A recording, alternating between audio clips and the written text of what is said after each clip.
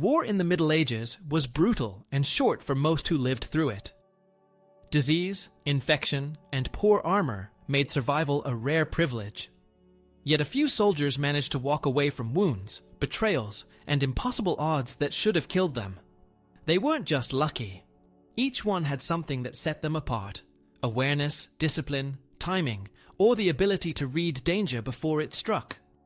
These are the men and women who kept fighting when logic said they were finished. Here are 7 medieval soldiers who shouldn't have survived, but somehow did. Number 1, William Marshal, the knight who refused to die. William Marshal's life reads like a manual on how to stay alive when everything around you is designed to kill you. He was born into a minor noble family around the mid-12th century and grew up as a hostage during a rebellion, which already taught him how fragile fortune could be. As a young man, he trained as a household knight, learned the basics of armored combat, and then made a name in the tournament circuit. Tournaments were not friendly games in his era. They were sprawling melee fights across fields and villages where riders smashed into each other at speed. Many men died there, yet William turned that chaos into a school. He studied how crowds moved, how horses tired, and when to break off before risk turned into stupidity. He won ransoms and horses, but more importantly, he learned to read danger a heartbeat faster than the men around him. That habit carried into real war. In the late 1160s, he was cut off and captured in a Poitevin fight after his horse went down, which could have ended him on the spot. He kept calm, surrendered before a killing blow, and treated captivity as a pause rather than an ending. He walked out alive because he understood that survival sometimes meant swallowing pride. His career only grew. He served 4 kings of England across shifting courts and bitter rivalries. That meant as much political survival as physical survival. He never tied himself to one faction for long. He backed the crown, kept his word tightly, and avoided the kind of noisy heroics that drew envy. In battle, he focused on fundamentals. He rode quality horses, kept spares, and did not chase glory into ambushes. He favored a solid formation and a late push, using weight and timing instead of wild charges. He took wounds and kept moving, but he also knew when to pull out and reset a line. Age did not stop him. In 1217, he led a hard strike at Lincoln while around 70 years old, directing fresh troops against a disordered enemy and turning a risky day into a decisive win. That victory helped secure the realm for a child king and showed how experience beats showmanship. When he finally died, it was in bed after arranging a peaceful transfer of power and even settling his debts. In a century where infection, bad luck, and hot tempers killed men quickly, William survived by stacking small advantages. He managed gear well, paced his body, read the room, chose his allies carefully, and kept fear on a short leash. Others swung harder. He lasted longer. Number 2, John Hawkwood, the peasant who became a legend. John Hawkwood started with almost nothing and ended up shaping wars in a country that was not his own. He grew up in England in a family that worked with their hands, which meant no noble training and no easy path into command. He learned soldiering the hard way as a young recruit in the long war between England and France. That experience gave him a feel for marching schedules, field rations, horse care, and the simple truth that a tired unit breaks faster than a hungry one. When the big campaign slowed, he did what many veterans did. He followed the money to Italy, where cities hired professional captains to fight their rivals. There he rose fast because he brought order to a messy trade. Most mercenary bands burned bright and collapsed because they drank their pay and ignored discipline. Hawkwood wrote rules, kept careful rolls, and punished theft that alienated local support. He made sure horses were rotated and shoes were replaced before they failed. That sounds small, but it kept his men moving when other companies bogged down. He also learned the politics of survival. Italy in his day was a maze of city-states, dukes, church territories, and families that made and broke peace overnight. A captain who backed the wrong side at the wrong time could end up exiled or dead. Hawkwood protected himself with contracts that spelled out pay, rations, and the right to ransom. He kept lines open to multiple employers and did not stake his life on one patron. That flexibility saved him more than once when a city turned on former allies. He could pivot, keep his men fed, and avoid getting trapped in a siege with no relief on the way. On the field, he practiced patient aggression. He did not love heroic charges that looked good and ended in a wrecked line. He preferred to choose ground that slowed the enemy and gave his archers and men at arms time to work. At his most famous victory, he used water channels and ditches to shape the fight. He set a lure with light cavalry, pulled the opposing army out of position, and then hit the exposed flank when their formation stretched and lost its breath. It was not magic, it was timing. He understood that a unit takes a few minutes to lose shape, and that a strike at that moment can decide a day without a long grind. He also liked night marches that forced an opponent to react tired and confused. He put scouts to real use and listened to locals who knew the roads and bridges better than any map. His personal survival rested on similar habits. He avoided duels for pride. He treated armor as insurance, not costume. He kept a second horse nearby, and a small guard that knew their only job was extraction if the line buckled. He managed risk in city politics the same way. He married into local power, treated prisoners well when it served his reputation, and kept his word when he could. That earned him safe conduct when things got tense. Cities hired him again because he delivered results and returned units in working shape rather than a trail of burned farms and angry creditors. Age usually finishes a soldier before the enemy does, yet Hawkwood kept working into later life because he moved from front rider to planner. He still rode, but he let younger captains take the first clash while he watched for the break that decides a battle. He survived disease cycles by enforcing camp hygiene and spacing tents farther apart than was common. He limited looting that spread sickness and insisted on rotating to fresh water points. Those choices kept his company healthier than rivals and kept him alive through years when fever killed more men than swords. When he died, he did so with honors from a city that once feared him. That arc only makes sense when you see the pattern. He learned early that survival is not one big decision. It is a stack of small ones made every day. He chose steady pay over loud promises. He chose ground carefully. He struck when the other side took a breath they could not hold. And he always kept one door open for the next move. Number 3, Harald Hardrada, the one-eyed Viking. Harald Hardrada is the kind of figure who makes the Middle Ages feel close because his story crosses borders, trades, and faiths, and because so much of it reads like a travel log written at sword point. He started as a teenager fighting beside his half-brother at Stiklestad and walked away from a lost battle with a clear lesson. A young warrior who wants to see another sunrise needs to move fast, pick allies carefully, and carry his luck without trusting it. He slipped east through Sweden and found protection at the court of Yaroslav in Kiev, where a useful soldier could earn pay, shelter, and a reputation. That stop mattered because it gave him time to heal, time to learn new languages, and time to build ties that would pay off when he married into that world. From there, he went farther south to Constantinople and joined the Varangian Guard. That unit was more than a glamorous posting. It was a school that taught discipline in a city where politics could kill you quicker than any blade. He learned to be valuable and invisible at the same time. He fought in campaigns on the Empire's frontiers and saw how a professional army handled sieges, river crossings, and long supply lines. Those years taught him how to read a wall, how to manage pay, and how to keep men from breaking when provisions ran short. When he returned to Scandinavia, he used money, contacts, and a seasoned network to claim a throne and then keep it. He knew that ruling a restless kingdom meant trimming risk. He struck hard at rivals when they were stretched, bought peace when it was cheaper than victory, and kept ships ready, so he was never trapped by land. His decision-making shows a pattern. He liked to shape the ground before the fight by forcing marches that turned strong enemies into tired ones. He used scouts to map rivers and fords, then set ambush points that worked like hinges when the other side tried to pivot. He also understood morale. He paid on time, shared spoils in public, and made sure stories of his bold moves traveled faster than the truth of his losses.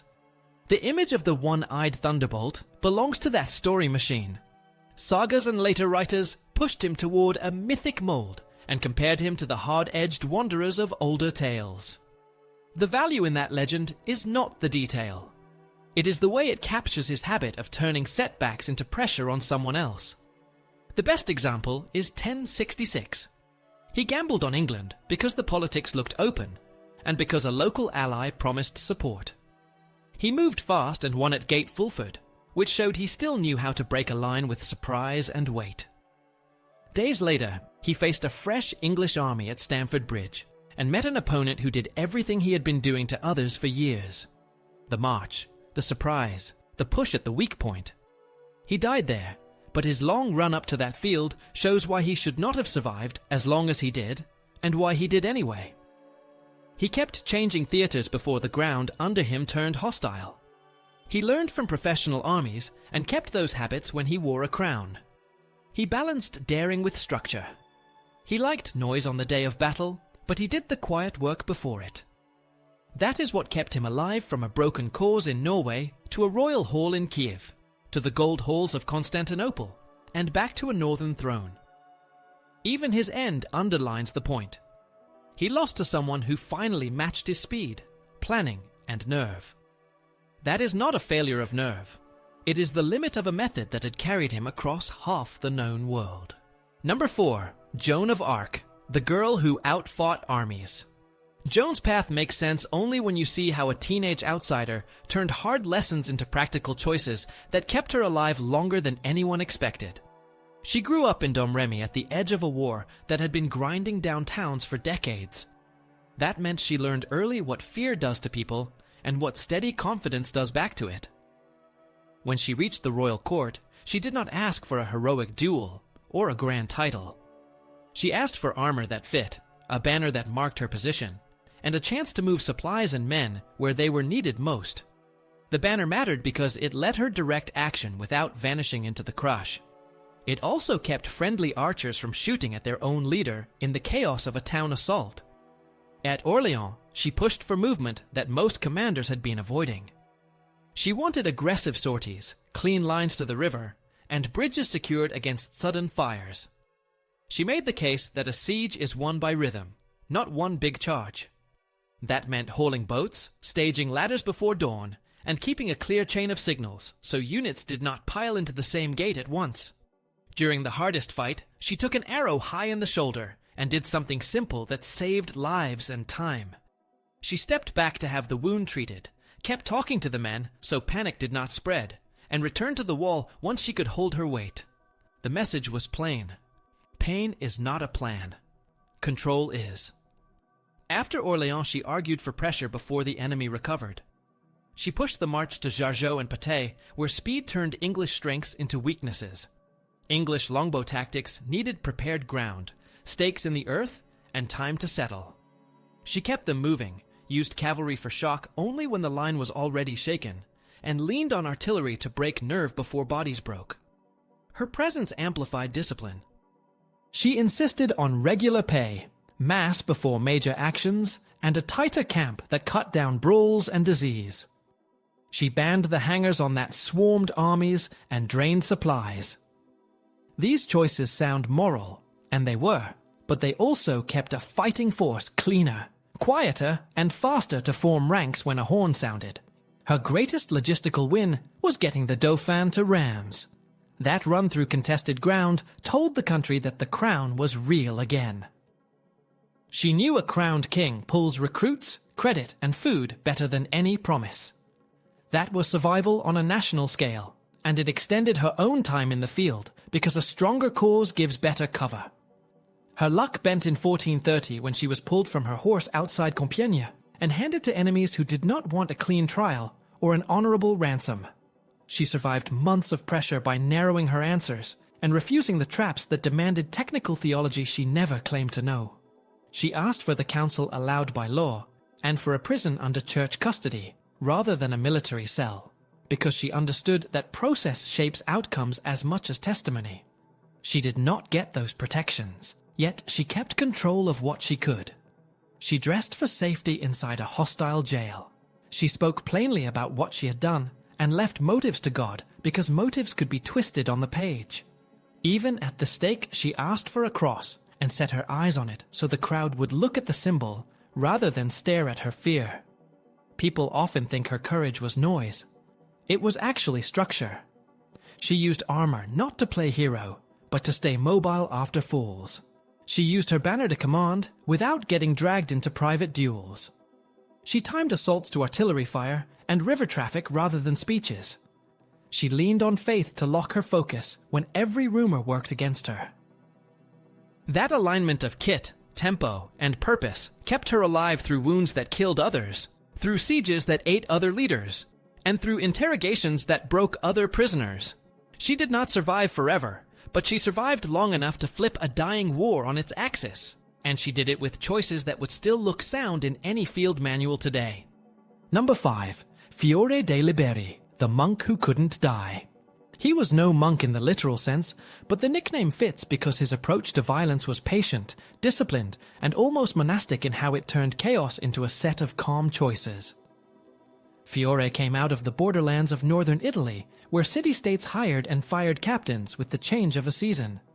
In that world, a fencing master survived only if his students walked away from duels and from battlefields. Fiore built his craft around that basic test. He taught that a fighter wins by managing distance, timing, and leverage before blades even touch. He broke combat into clear positions called guards, each with a job and a follow-up. Posta di Donna launches decisive cuts. Posta Longa controls the center line. Finestra invites and punishes overreach. Porta di Ferro steadies the hand when nerves jump. He warned that fear rushes the feet and tightens the grip, so the first task is to breathe and choose the right guard, rather than throw a wild cut that opens the body. In Unarmored Longsword, he focused on the bind, where steel meets steel, and the fight turns on pressure you can feel, but not always see. From that bind, he moved into Zogo Largo, when there was space to strike, and Zogo Stretto when the blades met close, and hands could work the opponent's balance. He favored quick entries that shut down the enemy's line, followed by a throw or a slice to a safe target, not a dramatic finish that risked a counter. He taught half-swording in and out of armor, because real fights often came down to finding a gap at the armpit, the throat, or the visor hinge. Pommel strikes were not dirty tricks to him. They were the honest tools of a craft built to end fights without gambling on a perfect cut. His dagger and wrestling sections show the same mindset. He drilled simple defenses against the most common thrusts, and then chained them into locks with names that fixed the sequence in memory. Ligadura Mezzana wends the arm and drops the shoulder. Ligadura Sotana captures the wrist and turns the elbow. He did not treat these holds as showpieces. He tied them to footwork that puts your weight where the other person cannot borrow it back. In Armored Combat and the Poleaxe plays, he kept the focus on structure. He used the axe head to hook the knee, the beak to pull, and the shaft to shock through plates. He talked about the moment when a fighter's breath runs ahead of his body and how a small step then breaks his shape. That eye for timing is what kept him alive through duels where a single slip ended careers. He also understood the social side of survival. He trained nobles and professionals in multiple courts, adapted his lessons to local customs, and wrote them down in a manual so the knowledge traveled with or without him. The book itself is a survival tool. It covers horseback fighting, footwork on muddy ground, crossing a bridge under missile fire, and how to use a shield of men, rather than a single shield of wood. It is practical because it was written by someone who expected his students to use it next week. The reason Fiore belongs in a list of people who should not have survived is simple. He fought when duels settled lawsuits and when city feuds spilled into streets, yet he came through years of that with his reputation intact. He did it by treating combat like a craft with rules that work under stress. Keep your guard honest. Control the center. Close when the other side stiffens. Finish without greed. Then step away while you are still whole and ready for the next call. Number 6. Sir James Douglas, the knight who fought while dying.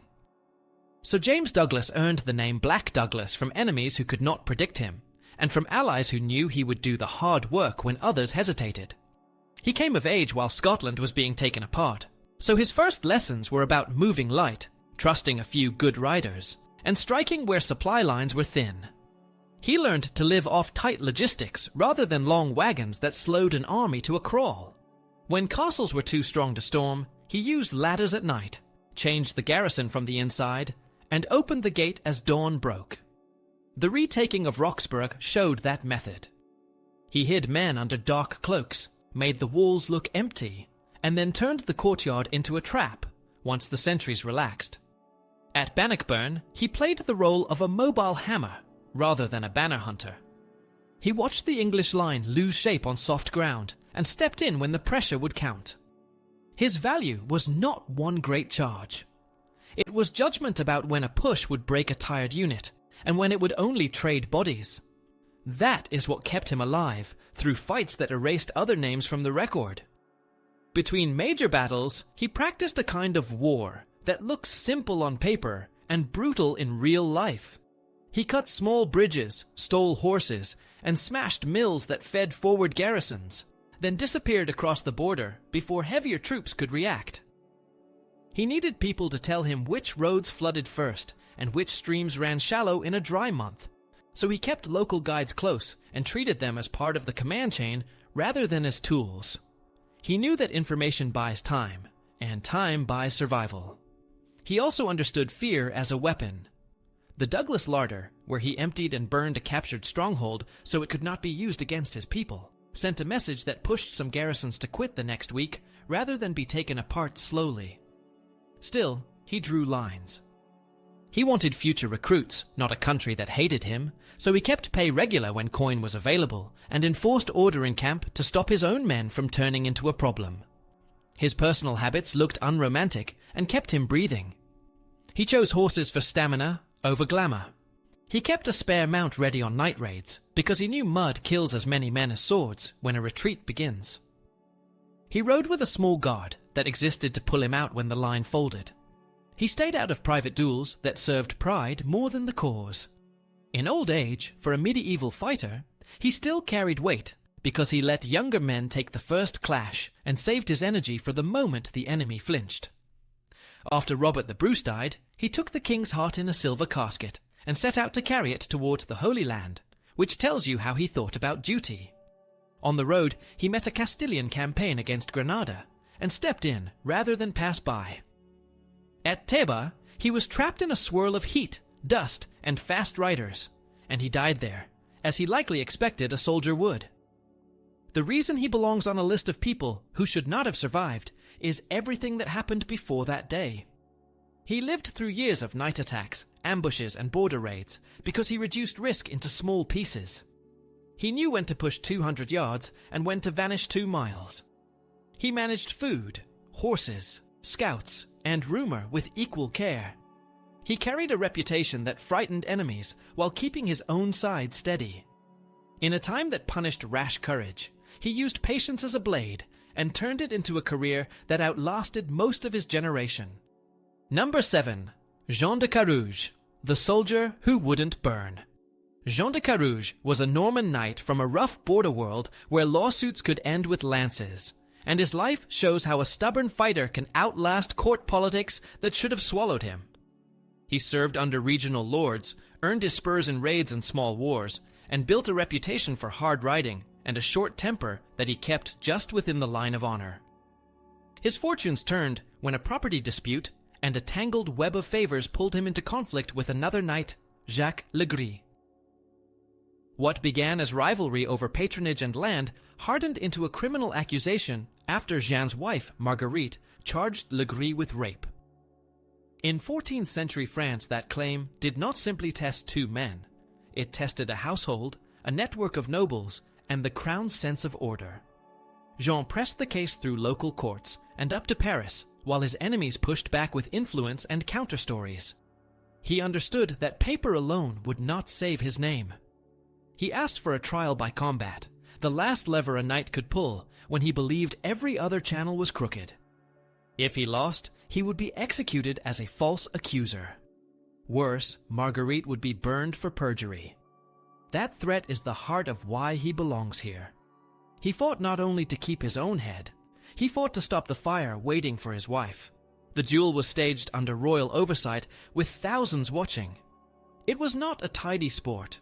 Both men swore their oaths before God, which turned every cut into testimony. They entered the list on armored horses, with lances built to punch through shields. Horses mattered as much as courage, because a stumble could pin a rider under steel and end the fight in the mud. The opening passes cost them breath and balance. They shattered lances, crashed together, and used axes to try to break joints and visor bars. Heat built under their mail and plates. Vision narrowed. Small choices made the difference. Jean managed distance with his shield, kept his feet under him when they went to ground, and forced the fight into the range where a dagger decides fate.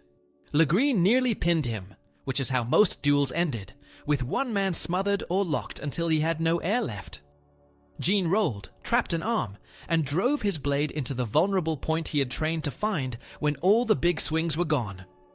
The crowd roared because they had seen a legal judgment delivered through force, and because they knew what that verdict spared. Marguerite would not burn. His survival rested on more than a single strike. He had built habits that reduce risk in a world that loved spectacle. He trained for short bursts, not endless flailing. He kept his kit reliable, from the fit of his gauntlets to the tether on his dagger that kept it close when hands were slick.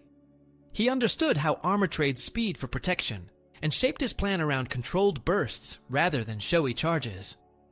He used anger as fuel without letting it break his stance. After the duel, he received honors and fresh standing, which fixed his public name more firmly than any charter could. He did not settle into comfort for long.